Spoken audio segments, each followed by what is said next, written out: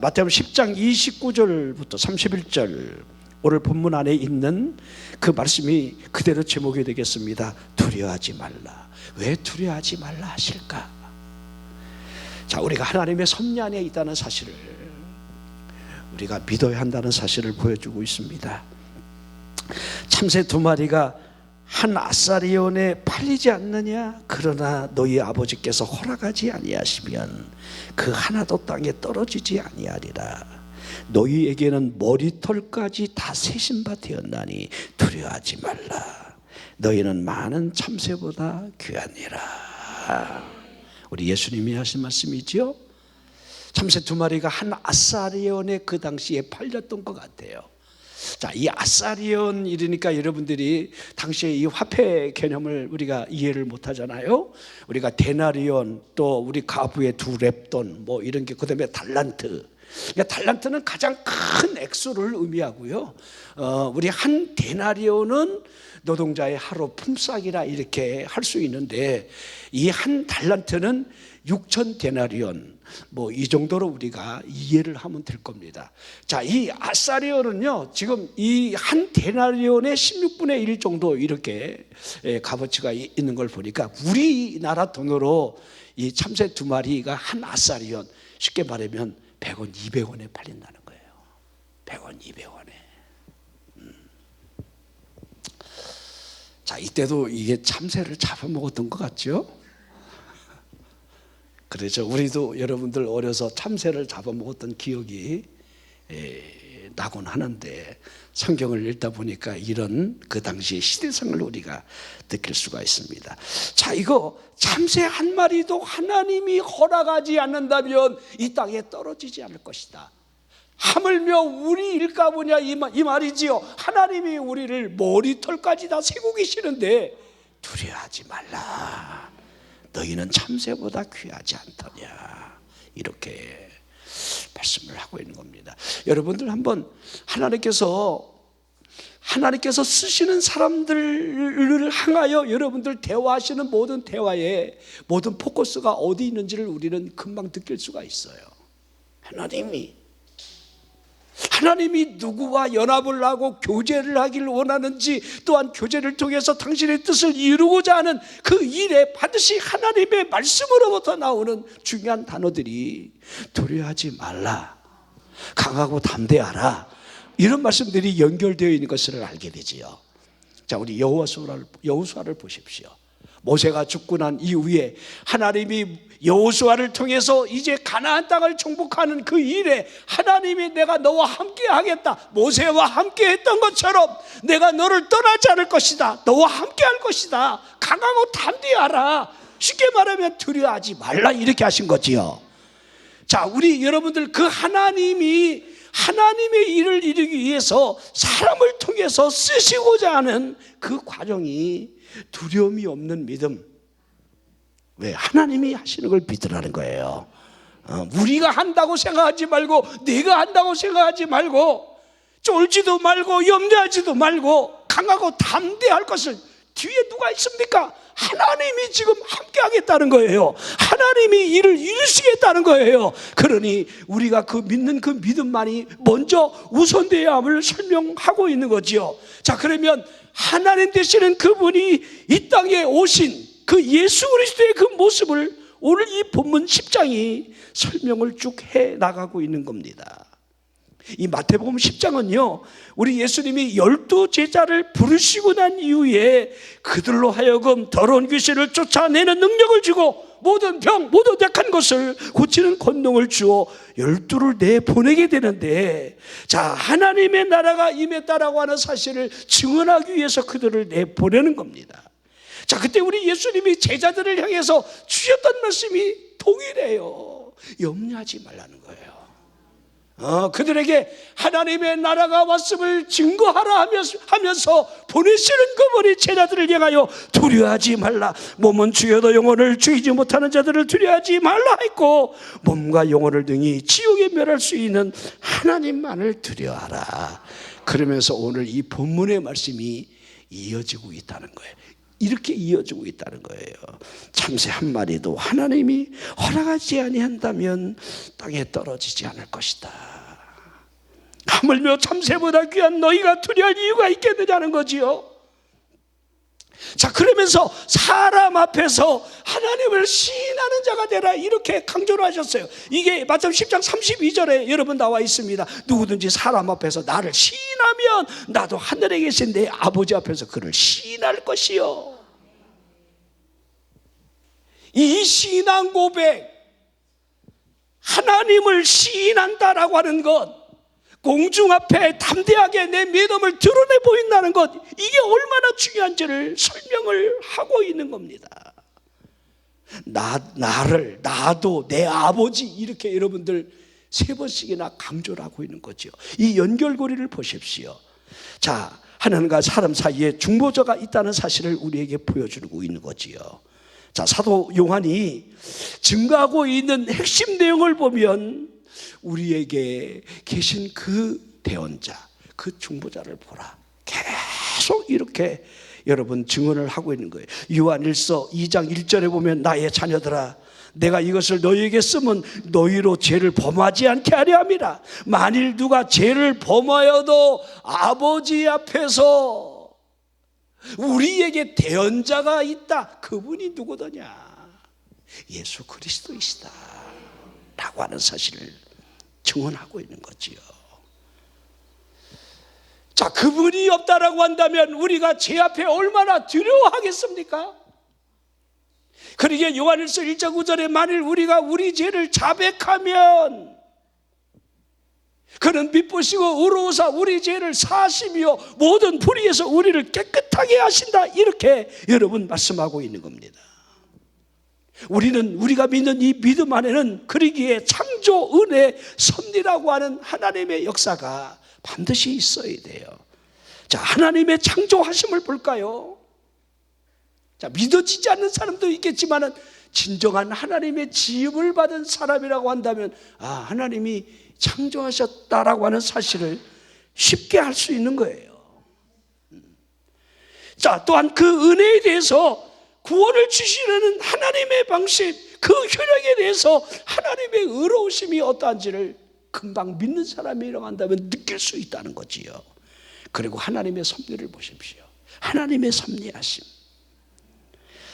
자, 우리가 하나님이 섭리하신다라고 하는 이 과정이 어찌 보면 이해하지 못하는 부분이 많이 있어요. 또 하나님이 섭리하시는 이 과정들이 너무 과격하게 느껴지는 그런 바도 우리는 여러분들 알 수가 있지요. 자, 하나님이 섭리하신다라고 하는 이 과정들이 성경 전체에 엮여져 있다는 사실을 우리는 볼 수가 있어요. 우리 대표적인 사람이 우리 창세기에 등장하는 우리 4대 족장 중에 하나가 되는 요셉이라 할 수가 있습니다. 자, 우리 요셉을 보십시오. 요셉을 보면 하나님이 여러분 온 인류를 기근의 날을 대비하여 구원하기 위한 그 꿈을 통해서 시작이 이루어지죠. 자, 형제들에 의해서 그 꿈을 이루기 위해서 여러분 애굽으로 팔려가는 이 과정들이 자세하게 기록이 되어 있습니다.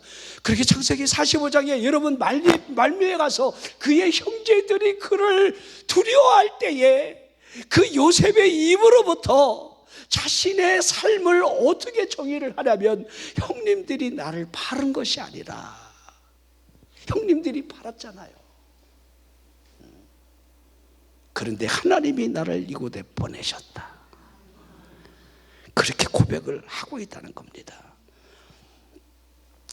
자, 이 일을 이루기 위한 하나의 방식들이 하나하나 연결고리로 이어져 가고 있습니다. 이걸 우리가 하나님의 섭리다 이렇게 이해를 해야 하는데요. 이 섭리가 어떻게 연결되어 가는지를 여러분들이 성경을 통해서 잘 보셔야 돼요.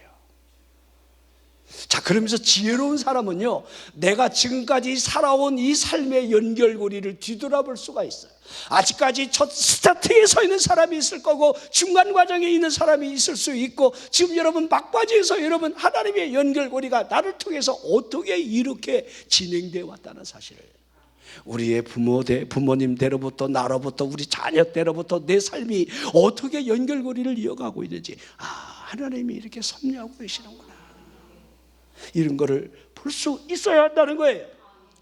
자, 우리 요셉의 형제들은 야곱의 양떼를 치기 위해서, 아버지의 양떼를 치기 위해서 먼 자리로 목초지를 따라서 이동을 했다는 사실을 여러분 알 수가 있는데, 그때 이 야곱이 아들들의 소식이 궁금해져서 그 소식을 알아보라고 요셉을 보내는 그 일들을 우리가 보게 되는데, 참 이해가 되지 않아요. 야곱이 왜 그렇게 갑자기 아들들의 소식이 궁금해지는지, 왜 궁금해하는지, 더욱이 요셉을 보낸다는 것이, 아니 종들도 많을 텐데 왜 하필이면 여러분들 보낼 사람이 없어서 요셉을 보내는 그 일들을 좀 보라는 거예요. 자, 사람의 마음을 움직여서 하나님이 하시고자 하는 일들이 펼쳐지고 있는 이 장면들을 여러분이 상상해 보라는 거예요. 자, 우리 요셉이 아버지의 심부름을 떠나지요, 형들이 있어야 할 그 목초지를 찾아서 세단을 갔지만은 이 세단에서 우리 형제들이 어디에 있는지를 찾지 못해서 방황하는 그 장면이 기록이 되어 있습니다. 우리 형들이 어디 갔지? 이 목초지가 여길 텐데 그전에도 여기라고 내가 들었는데 지금 뭐냐, 무슨 내비가 있겠습니까? 뭐가 있겠습니까? 그러면 대충 요셉도 이해가 안 되는 게 뭐냐면, 요새 우리들 같으면 아버지 갔더니 없대요? 이러고 돌아왔어야 되잖아요. 아버지의 그 심부름을 충족시키기 위해서 이 어린 요셉이 여러분 그 지역을 방황하며 사람들을 만났을 때 우리 형제들을 못 봤느냐?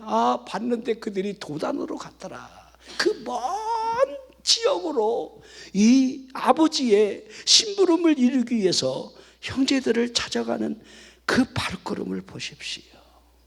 왜 도단까지 간단 말입니까? 가지 말았어야 되는데. 여러분들 어떨 때는 가지 말았어야 되는데 이럴 때가 있죠. 근데 갔잖아요, 이죠? 가잖아요. 자, 그런데 참 이상하지요? 저기 형제들이, 우리 형님들이 저기서 지금 이제 있는 그 장소를 발견했을 때 참 놀랍습니다. 형제들은요, 뒷담화를 하고 있는데 요셉의 뒷담화를 하고 있었던 거예요. 그 자식이 우리의 그 비리를 아버지한테 꼬질러갖고 우리 되게 혼났잖아. 더군다나 저 꿈쟁이 그 자식이 꾼 꿈을 생각해봐. 열받지 마. 열받잖아. 뭐야, 우리가 너한테 절을 한다고? 심지어는 부모님까지 너한테 절을 한다고? 이 때려 죽일 놈, 막 이렇게 뒷담화를 하고 있는데 그때에 요셉이 짱하고 그 앞에 나타났다는 거예요. 그렇죠? 자, 쉽게 말하면 요셉을 생각하며 뒷담화를 하는 가운데 막 마음이 격동되고 막 분한 마음이 있는 가운데 지금 요셉이 정면으로 자신들을 향해 걸어오고 있는 그 모습을 보게 했다는 겁니다. 그러므로 말미암아 이제 저 동생을 죽임으로 말미암아 저의 꿈꿈이 어떻게 이루어지겠는가라고 하는 그 악심의 마음으로 동생을 구덩이에 던져놓게 되고, 또 잠시 떡을 먹으려는 그 순간에 그 곁을 이스마엘 대상들이 지나가는 그 일들이 연이어서 이루어지게 됩니다. 자, 여러분이 자, 이스마엘 대상들이 우리 향신료나 여러분들 무슨 식료품 같은 것들을 다 지금 말하면 보부상들일 텐데, 그들이 여러분들 약대에다가 낙타에다가 짐을 싣고 여러분들 뭔가 내비가 있는 것도 아니고 길이 있는 것도 아닐 텐데 어쩜 그렇게 여러분 그 앞을 그 시간에 정확하게 구덩이에 빠뜨려 놓고 저를 죽이려고 하는 그 형제들의 그 악한 마음을 품은 그 사이에 이 대상들이 지나가는 바로 그때 그 모습을 보라는 거예요. 더군다나 그들은 노예 상인이 아닙니다. 그런데 은 20냥을 주면서 노예로 팔려할 때에 노예로 사는 그 모습을 좀 보십시오.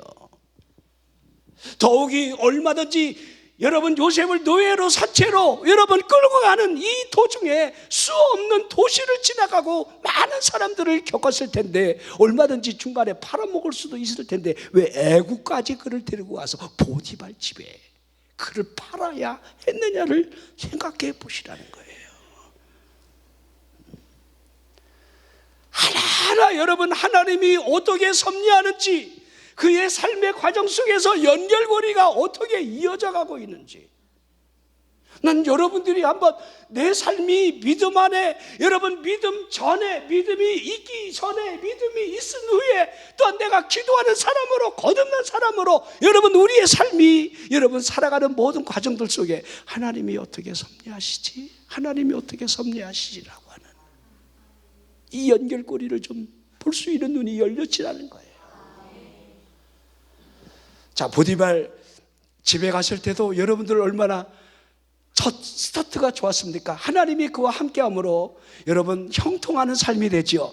주인 또한 이 요셉으로 말미암아 집구석이 잘 된다는 것을 알았어요. 그러기에 이 모든 대소사를 종이 되는 요셉에게 다 맡기게 되는. 그런데 큰 시험이 오게 되죠. 우리 보디발 아내로 인하여 큰 시험을 겪게 됩니다. 그렇죠. 자, 그때 여러분들 우리 요셉의 이 신앙 고백이 창세기 39장 9절에 나와 있어요. 이 집에는 나보다 큰 이가 없으며 주인이 아무것도 내게 금하지 아니하였어도 금한 것은 당신뿐이니 당신은 그의 아내임이라. 그런즉 내가 어찌 이 큰 악을 행하여 하나님께 죄를 지으리요. 이 큰 악을 행하여. 자, 우리 요셉의 신앙에는 무엇이 있는 거지요? 하나님이 보고 있다. 하나님이 알고 계신다. 하나님 앞에 이 악을 행함으로 죄를 지을 수가 없다라고 하는 하나님을 믿는 이 믿음 때문에 여러분들 왕의 감옥.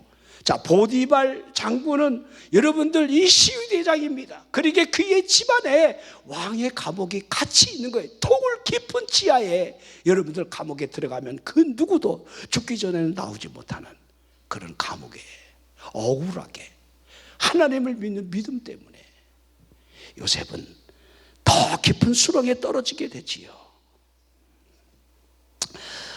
자, 그런데 성경은 이렇게 기록이 되어 있습니다. 하나님이 요셉과 함께 하였더라. 이게 중간중간 나와요. 여러분들이 살아가면서 중간중간 지금 내 형편을 보지 말고 하나님이 나와 함께하고 계시는가? 지금 상태는 안 좋아. 감옥 같은 상태야.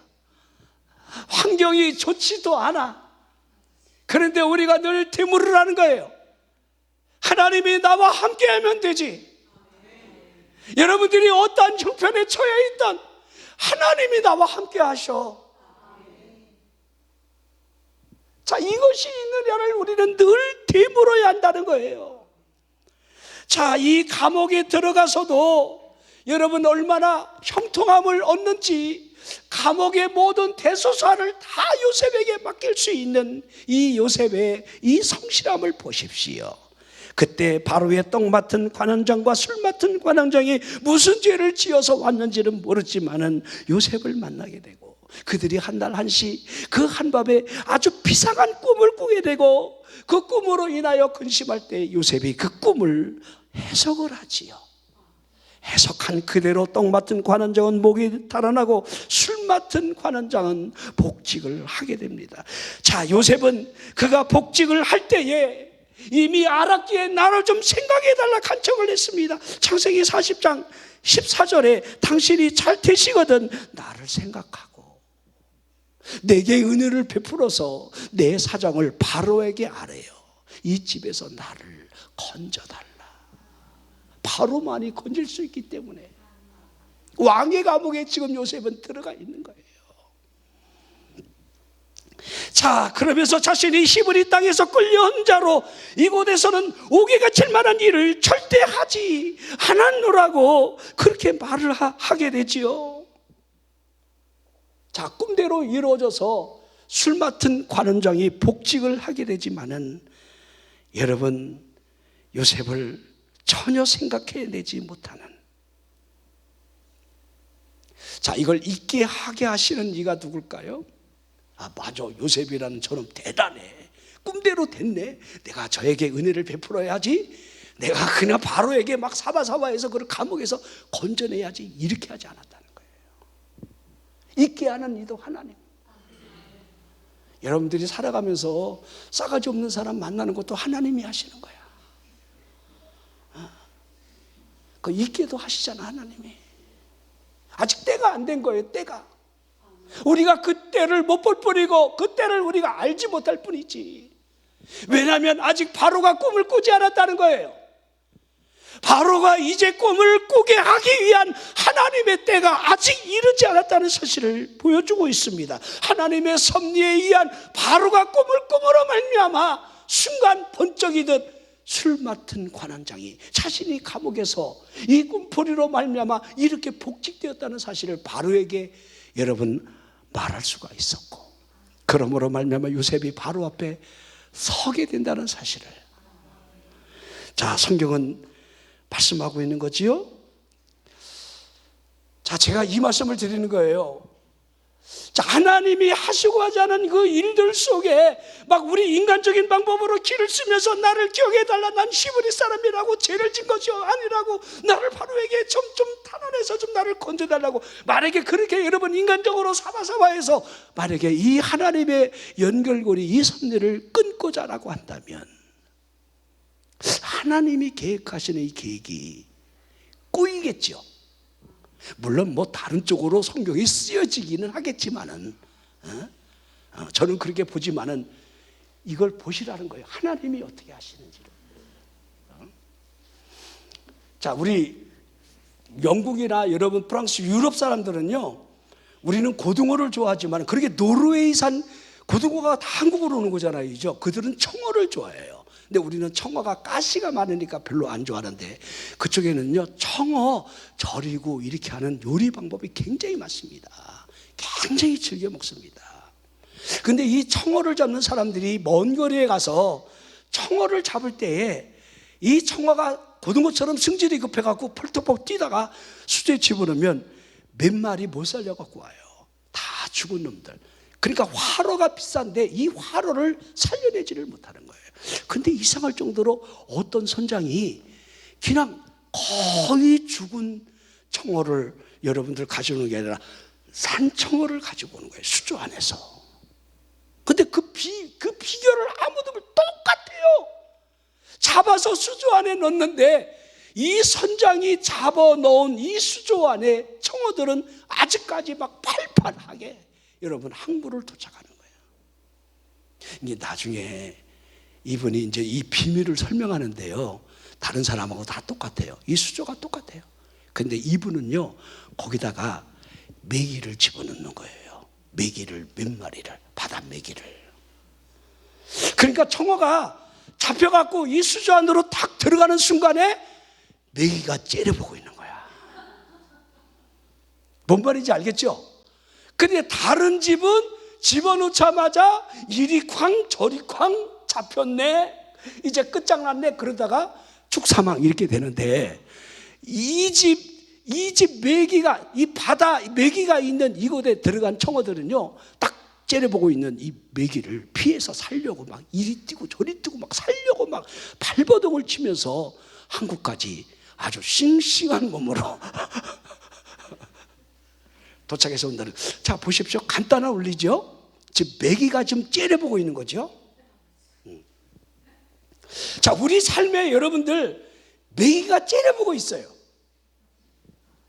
그렇죠. 어떤 돈이라는 메기가 째려보고, 건강이라고 하는 메기가 째려보고, 남편이라는 메기가 째려보고,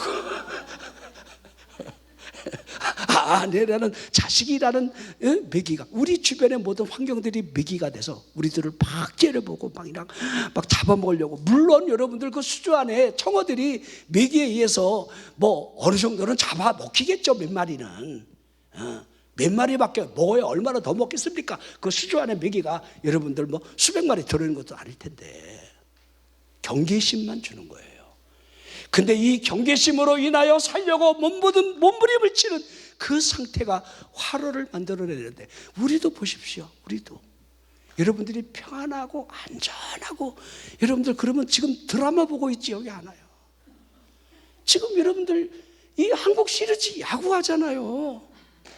야구 좋아하는 사람들이 여기 여러분들이 이렇게 막 선뜻 우기란 굉장히 힘든 거예요.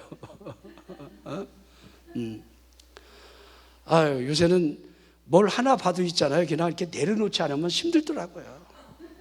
난 뭐 솔직히 내가 하나 팬이니까 하나가 우승했으면 좋겠다 하는 마음이 뭐 왜 없겠어요, 이죠? 근데 그거를 보는데도 괜히 스트레스가 되더라고요. 괜히 지면 어때? 뭐 내가 그렇다고 트로피 트는 것도 아니고 나한테 뭐 떨어지는 것도 없는데 괜히. 아니, 어저께는 여러분들 이 하나가 2패하고 대전에 내려와서 1승을 하나 그냥 겨우 그것도 역전해서 했는데, 겨우 그냥 1승 했는데 2승을 순탄하게 9회 말까지 4대1로 이겼어요. 4대1. 근데 9회 말에 투아웃에 5대4로 역전패했어요.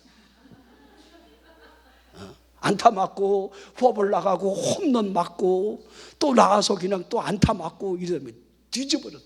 머리가 뒤집어진 것 같더라고요. 아니, 그러니까 편안하게, 아니 9회 말에 3타자만 잡으면 되는 그 끝판왕입니까, 이죠? 또 우리 김서현이라고 하는 아주 훌륭한 마무리 투수도 있고 이렇게 막 안심하고 있는데 뒤집어지니까요, 참 마음이.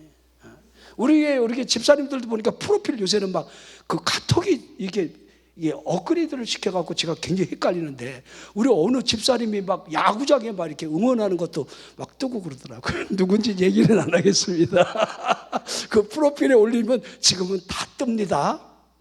다 뜹니다. 야구장에 간 사람들 양심에, 저는 야구장 한 번도 안 가봤습니다. 개인적으로. 다 쑥덕거린 거 보니까 다 아는가 보다. 그런데 여러분에게 제가 말씀드린 거는요, 우리 삶에 여러분들이 내 마음에 안 드는 것들이 있어요. 그거 여러분들 잘라내려고 하지 마십시오.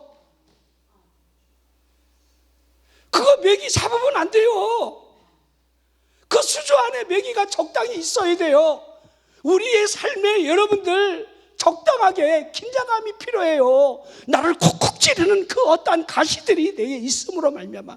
그러게 사도 바울이 여러분들을 3번씩이나 나가서 자신에게 있는 육체의 가시를 제거해달라 얼마나 애절하게 기도했겠습니까? 그렇지요? 그걸 사단의 사자라고 표현할 정도로 보니까 이 사도 바울은 이 심한 안지를 알았습니다. 다메섹 도상에서 그 째만한 사람이 그 빛을 바라보며 당신이 누구냐고 할 정도로, 여러분, 예수 그리스도의 빛에 의해서 3일 밤낮을 먹지 못하고 보지 못했던 그 사건으로 인하여 그의 눈은 여러분들 거의 나간 거예요. 여러분, 전능하신 하나님을 정면으로 바라보고 살 수 있는 자가 어디 있겠습니까? 차라리 태양빛을 보는 게 낫지. 그리고 그에게는 여러분 갈라디아에서 증언했듯이, 여러분 얼마든지 나로 인하여 시험될 만한 그 일들이 있음에도 불구하고 자신의 목이라도 내어줄 만한 그 신앙으로부터 성령으로 시작된 신앙이 육체로 여러분 돌아가는 그것을 탄식하는 장면이 기록이 되어 있습니다. 그때 여러분들 이 사도 바울에게는 추측건대 간질 질환이 있었다는 거예요. 간질병이. 이건 설명 안 하겠습니다. 그리고 주기적으로 여러분들 복음을 전하는 그 환경에 의한 풍토병이 그를, 이질이라든지 말라리아 이런 것들이 그를 얼마나 괴롭혔겠습니까? 그리고 복음을 전하다가 40에 하나가 매매를 5번 맞을 정도로 태장을 맞고 이 온몸의 육신이 여러분 그의 몸이 아니었음을 우리는 충분히 짐작을 할 수가 있습니다. 그런데 뭐라고 그랬습니까? 내 은혜가 내게 족하도다. 너를 너되게 하는 육체의 가시다. 그로 말미암아 너가 자고하지 않도록 오직 하나님의 은혜가 내 안에 머물고 있다는 사실을 너로 하여금 알게 하는, 너를 너되게 하는 사탄의 사자 육체의 가시가 내 은혜다. 내게 족한 줄로 알아라. 그 응답으로 주셨다는 사실을 우리가 얼마나 이해를 하고 있습니까? 우리는 여기서부터 우리 신앙이 여러분들 빗나갈 때가 많아요. 하나님 왜 이렇게 응답을 안 하십니까? 자, 어떤 분들은 내가 이렇게 기도했는데 내 자식을 살려달라고, 내 자식이 암으로 죽어가는 모습을 보고 살려달라고 막 금식하고 기도하고 몸부림을 치는데 엄마의 하나님이 당신 아들을 살려내셨냐고 이러면서 시험되는 자녀들 얼마든지 많이 봅니다. 우리가 하나님을 내 기준에 맞춰서 응답이 없느라고 하나님이 계시니 계시지 않는지 이렇게 한다는 것이 얼마나 여러분 넌센스가 되겠습니까? 하나님의 방법대로, 하나님이 하시고자 뜻대로, 이걸 우리가 하나님의 뜻대로, 하나님의 섭리에 의해서 우리가 살아가고 있다는 사실을, 이걸 믿느냐 보느냐 믿지 않느냐, 이것이 우리 여부에 달려있다는 사실입니다. 자, 그렇게 때가 있음을 하라는 거예요. 하나님의 때가 있다는 거예요. 여러분 때를 보십시오. 하나님의 때가 있다. 그러게 나는 기다리면 된다.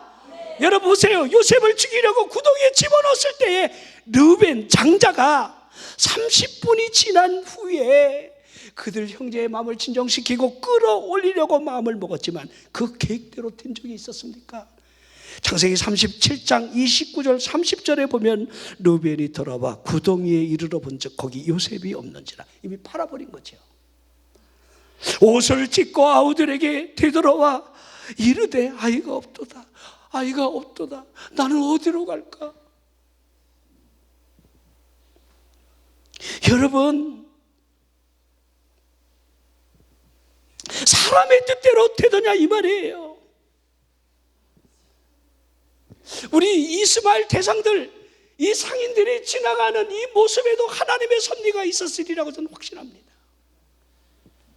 요셉을 죽이려는 순간에 그를 팔 수 있게끔 하나님이 그 환경을 만들려고 그 이스마엘 대상들을 그때에 그 앞으로 정확하게 지나가게 하려는 하나님의 의도. 여러분들 너무 빨리 가는 것 같으면 천천히 가, 천천히. 여기서 10분 쉬시. 하나님이. 그래도 무시하고 막 가면 낙타가 막 갑자기 막 전대든가 막 이런 일이 일어나고. 그죠? 너무 늦으면 늦었다고 하나님이 빨리 재촉하면서 그 길로 이 길로 이렇게 몰아서 그 앞으로 정확한 그 시간에 그때에 하나님이 하시는 걸 보라는 거예요. 하나님이. 자, 우리 여러분들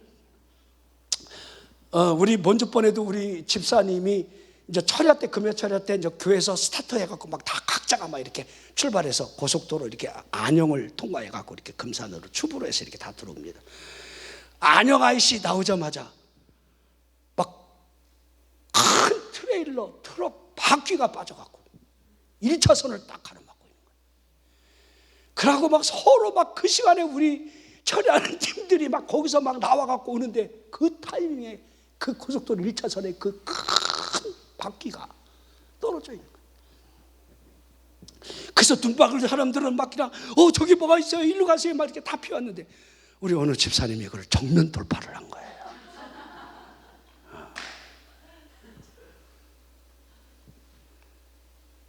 그러니까 뒤집어지지 않은 게 다행이에요. 승용차니까.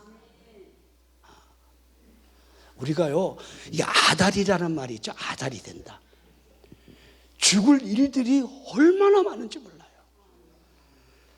그 시간에 갔으면 죽어. 근데 하나님이 이상하게 다른 사람이 내 바지가랑이를 끄잡아당기면서 찬잔하고 가라고. 그 10분 지체함으로 말미암아 그 자리를 벗어나게 해요. 그러나 죽을 자리에 가잖아요. 그러면 그 자리로 내가 여러분들 타이밍을 맞춰서 들어가게 되는 거예요. 이걸 보시라는 거예요. 그러니까 여러분들이 무엇을 하든 있잖아요, 조급해하지 마십시오. 늦으면 늦은 대로, 안 되면 안 되는 대로, 계약이 되면 되는 대로, 뭔가 여러분들 찌그러지면 찌그러지는 대로 하나님이 하실 일이 있다. 하나님이 하시는 뜻이 여기에 있다. 이렇게 내 뜻대로 내 방법대로 여러분 되게 하려고 기를 쓰거나 애를 쓰지는 말라는 거예요. 여러분 동방 박사가 별을 보고 경배하러 오는 이 과정을 보십시오. 하나님이 어떻게 인도해 가시는지. 별이 사라졌다가 다시 등장하고. 그렇죠? 우리 이 헤로데에 의해서 나마를 죽이는 그 대학살 사건 가운데 여러분 하나님의 영이 천사가 여러분들 마리아에게 빨리 애굽으로 가라고. 여러분 나사렛으로 감으로 말미암아 나사렛 예수로 여러분들 성장하시는 우리 예수님의 모습을 보십시오. 하나님이 어떻게 섭리하시는지를 잘 보십시오. 자, 우리가 하나님의 뜻하심이 있음을 믿는다 이렇게 말하지만은 믿음으로 사는 것이 맞다라고 한다면 여러분 로마서 8장 말씀하신 그대로 모든 것이 합력해 서를 이루게 하신 하나님, 그 하나님을 믿어야 돼요. 자, 그러면 수냄 여인 얘기 한번 조금만 더 해보도록 하겠습니다. 이게 굉장히 길게 기록이 되어 있는데 이 수냄 여인을 우리 열왕기하 이 사장에 보면 기록이 되어 있는데 이 사장의 이 엘리사의 사역을 보면요, 제가 설명드리지 않습니다. 여러분 이 엘리사가 이 엘리야의 영감의 갑절을 달라고 막 마지막까지 막 바지가랑이에 붙들고 그 응답을 받아내잖아요. 이죠? 그 겉옷을 가지고 요단을 치면서 여러분 그의 사역이 얼마나 예사롭지 않았다는 사실을 보여주는데 그의 사역은요 기적의 연속이에요. 기적이에요. 우리가 잘 알잖아요. 열왕기하 4장의 시작에 여러분 선지 생도 중에 이 부인이 남편이 죽고 빚으로 말미암아 두 아들이 종으로 팔려가려 할 때에 선지자를 찾아가 하소연을 하게 되고 선지자가 네 집에 뭐가 있느냐? 우리 집에는 기름 한 그릇밖에 없습니다. 그러냐? 너는 동네에 다니면서 모든 그릇을 큰 그릇 작은 모든 그릇을 그냥 빌 대로 다 빌려와라. 그리고 문을 들고 두 아들가 들어가서 거기다가 기름을 부으라. 나는 거기서부터 내가 심장이 멎더라고요. 이 사람은 무슨 배짱으로 기름 한 병 가지고 다른 그릇에다가 계속 기름을 부으라고, 기름은 끊어지지 않고 줄줄줄 나오는 이 일들을.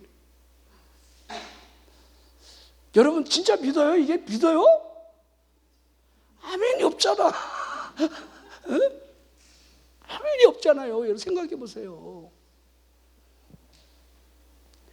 그릇이 다 차니까 기름이 끊어지고 이 기름을 빚을 갖고 나머지를 생활하라 하는 걸 보십시오. 이 사도가 여러분들 이 선지자가 어떻게 행하는가를. 자, 한 가지 중요한 게 있어요. 선지자가 말하는 대로 이루어질 줄 믿느냐예요. 이게 굉장히 중요해요. 자, 그러면서 수냄 여인이 등장해요. 수냄 지역을 지나갔을 때 이 수냄 여인이 하나님의 사람으로 우리 엘리사를 알아보면서 강건해서 자기 집에서 여러분들 음식을 먹게 하고, 그러게 엘리사가 지나갈 때마다 자연스럽게 그 집에 들어가서 음식을 대접을 받게 되죠. 근데 아예 자기 남편과 상의를 하죠. 하나님의 종을 우리가 이 담에다가 집을 만들고 거처할 수 있는 그 거처를 만들어서 책상도 촛대도 침상도 만들고 거기서 쉬고 갈 수 있도록 하자. 선지자가 얼마나 여러분들 미안해야 합니까? 이렇게 수냄 여인이 나한테 잘하는데 내가 해줄 게 뭐 있는가? 그래서 게하시를 보내서 수냄 여인을 부릅니다. 내가 너에게 뭘 해줄까? 나한테 구하라. 나는 구할 게 없습니다. 그랬더니 이 게하시가 그러죠. 이 여인의 남편은 나이가 많고 이 여인은 자녀가 없습니다. 아들이 없습니다. 그래서 선지자가 입으로 선언하죠. 수냄 여인아, 내가 이맘때에 내가 아들을 품에 안으리라. 이 얼마나 놀라운 일입니까?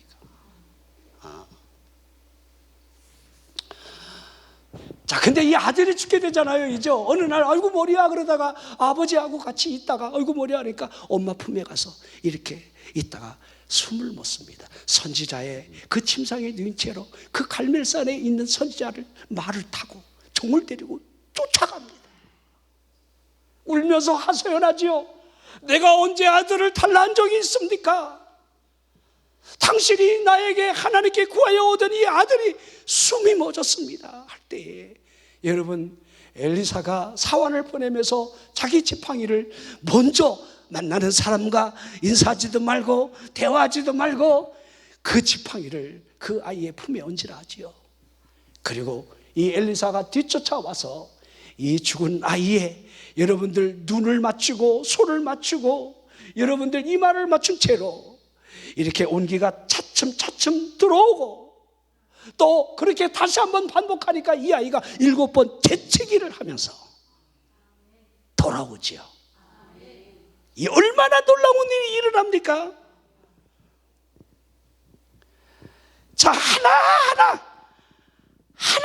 여러분들 이 모든 일들이 우리에게 뭘 설명하고 있는지를. 근데 이 수렘 여인이 이 정도 사건에서 아들을 얻었다, 선지자를 대접했다, 또 아들이 죽었는데 선지자가 다시 살려냈다, 이걸 끝나는 게 아니에요. 이게 여러분 4장이라고 한다면 여러분 5장부터 7장까지 이 여러분들 수 없는 여러분들 이 엘리사의 여러분들 이 사역이 기록이 되어 있어요. 요단강에서 새도끼가 빠졌을 때에 나뭇가지를 베어 물에 던짐으로 말미암아 새도끼가 떠오르는 여러분들 기록이 되어 있고, 도단성에서 아람 군대가 여러분들 포위하여 이 선지자를 잡으려 할 때에 어떤 일이 일어났는지를 우리는 잘 알지요. 게하시의 눈을 열어 보게 하고 또 사마리아로 그들에게 기도함으로 그가 거기에 있다. 여러분들 남의 적국의 나라 수도까지 눈을 먼 채로 그 군인들을 데리고 가서 다시 기도함으로 그들의 눈을, 이게 웬일이요? 이게 여러분 있을 수 있는 일입니까? 그러니까 이 엘리사는 아람 군대의 왕이 무슨 생각을 하는지 어떤 계획을 하는지까지 다 이미 보고 있고 알고 있는 신의 경지에 있는 사람이다. 이렇게 할 수가 있습니다.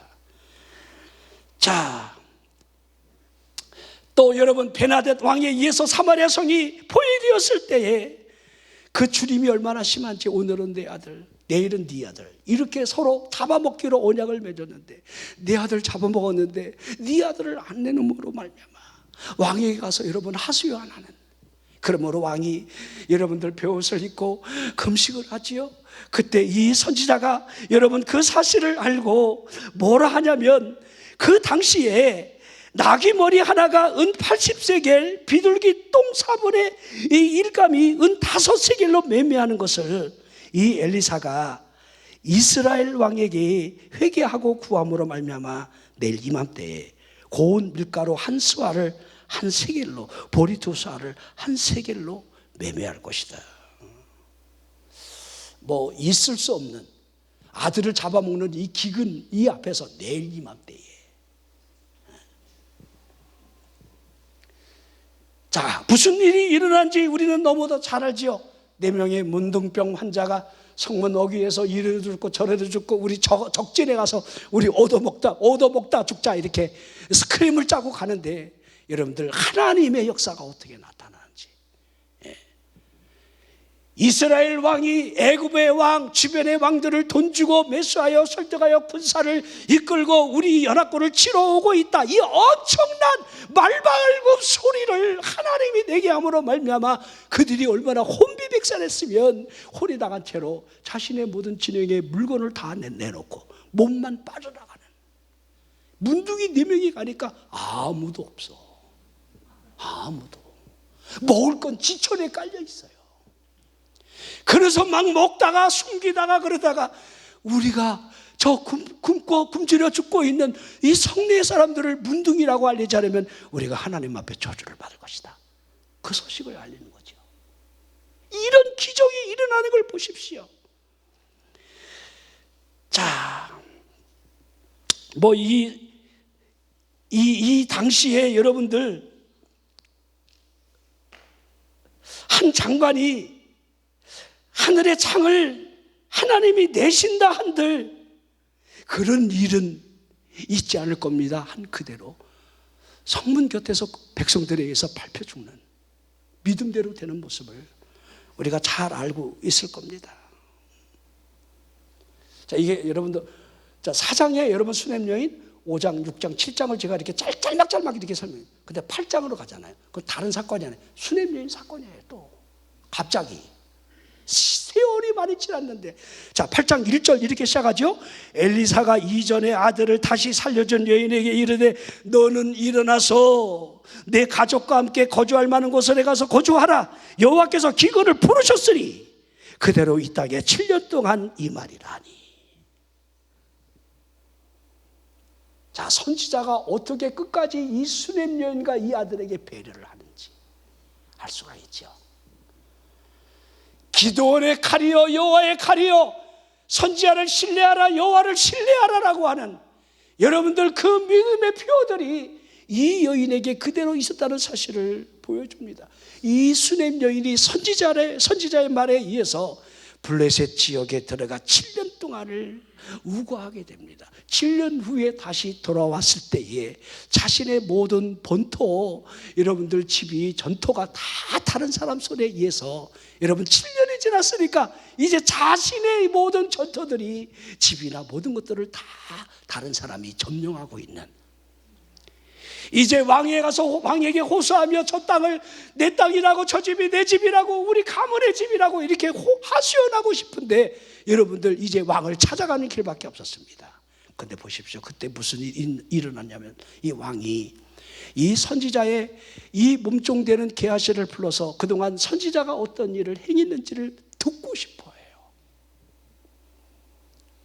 그래서 선지자가 무슨 일을 행했느냐 나는 듣고 싶다 하면서 게하시가 왕 앞에서, 왕이요, 여러분 생각해 보세요. 게하시가 선지자가 행한 일이 많이 있지만 그래도 어린아이가 죽었다가 살릴 때에 그래도 이 게하시가 한몫했잖아. 지팡이 들고 뛴 적이 있잖아. 있어 없어? 왜 이래요? 떴어요 안 떴어요?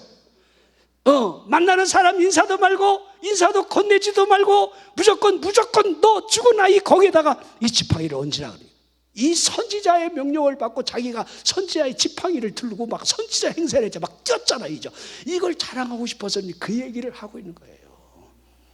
그랬더니 우리 선지자가 오셔서 어떻게 했는지 모르지만 아무튼 이 아이가 재치기를 했더니만 살아났더이다 그러는데, 그때 이 여인이 그 얘기를 하고 있는데 이 수냄 여인이 왕 앞에 호소하러 들어가는 거예요. 왕이요 왕이요 그러면서 했더니, 근데 어서 많이 듣던 여인의 목소리 줄을 들어보니까 수냄 여인이 딱 있는 거예요. 그러니까 이 게하시가 왕한테 왕이요, 내가 지금 간증한 내용이 저 여인 이야기입니다. 그리고 저 아들이 그 아들입니다. 그렇게 여러분들, 이게 우연입니까? 이게 여러분 이걸 우연이라고 말하시겠느냐 이 말이에요. 아니라는 겁니다. 여러분 이 게하시의 여러분들 간증하는 소리가 왕의 마음을 움직였을 때에 그 여인이 등장하고, 그러므로 말미암아 이 문제를 풀게 하시는 하나님의 역사. 자, 수냄 여인 보십시오. 얼마나 대단한 이 순종을 하고 있는가를. 그렇죠? 기근이 있을 것이라 하니까 그냥 빚고 그 이웃나라 블레셋 지역에 들어가 7년 동안을 있다가 돌아오는 그 믿음을 보십시오. 우리는요, 우리의 이성이 결코 우리 믿음을 움직이지 못하게 할 때가 많아요. 우리의 매 순간 삶이 여러분 믿음과 이성 사이에 혼돈에 빠져 있을 때가 많아요. 그러기에 회당장 야이로를 보면 우리가 알 수 있어요. 회당장 야이로 12살 난 자신의 딸이 죽음으로 말미암아 회당장이 그 나사렛 예수에게 무릎을 꿇을 수가 없는 상황에서 내 딸을 우리 집에 오셔서 안수함으로 낫게 해달라. 우리 예수님이 오케이 하면서 가는 도중에 여러분 혈루병 여인의 사건이 중간에 삽입이 되고, 그러므로 말미암아 집에서 기별이 오기를 알던 당신의 딸이 조금 전에 죽었나이다. 죽었다는 기별을 받게 됩니다. 자, 이제 내 딸이 죽었습니다. 죽기 전에는 우리 예수님 모시고 가서 안수기도 한번 받음으로 혹시라도 살려나 하는 마음이라도 이성이 남아 있었겠지만은 죽었다라고 하는 그 소리에는 이제는 도리가 없어진 겁니다. 얼른 가서 죽은 아이 체온이 식기 전에 한번 안아보고 싶고 이제는 장례를 치러야 될 순간이 온 겁니다. 그런데 그 곁에서 그 소리를 듣던 우리 예수님께서 두려워 말고 믿기만 하라, 믿으라는 거예요. 이 음성을 여러분들은 듣고 있느냐 이 말이에요. 자, 제가 여러분 본문의 말씀 모든 게 여러분들 다 두려워하지 말라로 연결하고 있는 거죠. 왜 두려워하지 말아야 하는지, 우리가 하나님의 섭리 가운데 살아가고 있다는 사실을 볼 수만 있다라고 한다면 환경이 어떠하든지 그것을 우리가 두려워하지 말고, 왜 머리털까지 다 새신바 튀었다 하겠습니까? 하나님이 모르실 리가 없음을 설명하고 있는 거예요. 하나님의 섭리를 믿어라. 자, 그러면 자, 결론을 내립니다. 이제 시간이 많이 지나서 우리가 하나님의 섭리를 믿는다라고 한다면 우리 믿음의 가장 우선순위 중요한 게 뭘까? 염려를 버려야 돼요. 염려하지 않는 신앙. 이 염려는요, 사춘이 하나 있어. 낙심이야. 염려하면요, 낙심까지 와. 여러분들 누가복음 18장 우리 예수님이 낙심하지 말아야 될 것을 비유로 하여 불의한 재판관, 그리고 그 과부에 대한 끈질긴 그 기도, 부르짖음, 이 여인이 대단해서 들어주는 게 아니라 귀찮아서 들어줄 정도로 하물며 하늘에 계신 아버지가 너희의 원한을 풀어주시지 않겠느냐. 우리의 간구하는 기도에 그냥 하는 거예요. 이번 주 철회에도 다음 주 철회에도 계속해서 응답 주실 때까지 새벽에 나가고, 하나님이 역사할 때까지. 응답은 언제까지? 응답 받을 때까지. 그게 응답 안 받을 수가 없어요. 응답 받을 때까지 기도하는데, 근데 우리가 문제가 뭐예요? 응답이 없는 게 문제지요. 중간에 기도가 포기가 되니까 문제겠지요. 자, 빌립보 4장 6절 7절 너무도 잘 알죠. 아무것도 염려하지 말고 다만 모든 일에 기도와 간구, 기도하고 간구하고. 자, 기도하고 간구하라는 거죠. 기도했으면 더 간절히 구하라는 거예요. 또 이해는 안 되지만 감사함으로 하나님께 아뢰래요. 감사함으로. 여러분 기도할 때 가능하면 웃는 얼굴로 기도하기를 바랍니다. 외국 사람들이 우리 한국에 와서 은혜 받는 모습을 보면 참 부럽기도 하고 이해가 안 되는 것도 있대요. 하나님을 막 자꾸 우리 한국 성도들 대단한 기도를 하는데 보면 웃으면서 기도하는 사람하고 다 인상을 쓰면서 다 인상 쓰고 기도하고 있대요. 그 말도 일리는 있겠는데 우리가 감사함으로 하나님께 아뢰할 수 있다는 거 얼마나 중요합니까? 그러기에 두려워하지 않는 강하고 담대한 믿음. 여러분 어디를 가든 쫄지 마십시오. 하나님이 나와 함께 하잖아. 이까지 질병이 뭐 대단하다고, 이까지 문제가 뭐 이렇게 대단하다고. 하나님이 나를 통해서 하시고자 하는 일들을 내다보며 강하고 담대하게. 제가 늘 말씀을 드리죠. 아무것도 안 하면 아무 일도 일어나지 않는다. 외양간에 소가 없으면요, 외양간은 깨끗하고 좋아. 선택은 여러분이 하십시오. 소 없는 게 나요, 있는 게 나요? 여러분이 한번 생각해 봐봐. 게을러 갖고 똥 치우고 젖 짜고 이런 거 싫어서, 꿀 먹이고 이런 거 싫어서 외양간에 소 아무것도 없이 그냥 깨끗하게 있으면 좋겠다. 이런 사람처럼 바보가 어디 있습니까?